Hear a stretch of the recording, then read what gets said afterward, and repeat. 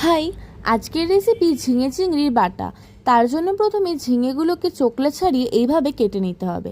তারপর একটা কড়াইতে তেল গরম হলে কিছুটা পরিমাণ রসুন আর লঙ্কা দিয়ে ঝিঙেগুলো তেলের ওপর দিয়ে দিতে হবে।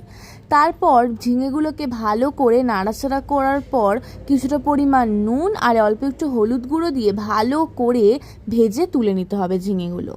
তারপর ওই সেম কড়াইতেই আমরা ভেজে নেব চিংড়ি মাছগুলোকে, অল্প সামান্য একটু নুন আর একটু হলুদের গুঁড়ো দিয়ে।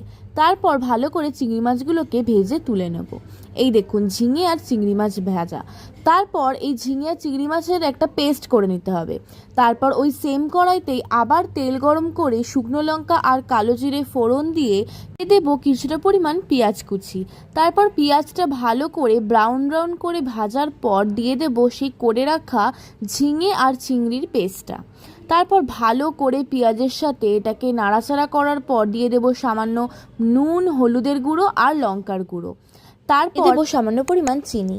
তারপর বাদাম আর কাঁচা লঙ্কা দিয়ে একটা পেস্ট তৈরি করে রান্নার মধ্যে দিয়ে দেবো। তারপর 5-7 মিনিট লো ফ্লেমে রান্না করার পর উপর থেকে ভাজা মশলা ছড়িয়ে নামিয়ে নেব সুস্বাদু ঝিঙে চিংড়ির বাটা।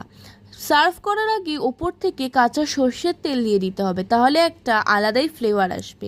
গরম গরম ভাতের সাথে খুব ভালো লাগে এটা খেতে। একবার কিন্তু সবাই ট্রাই করবে।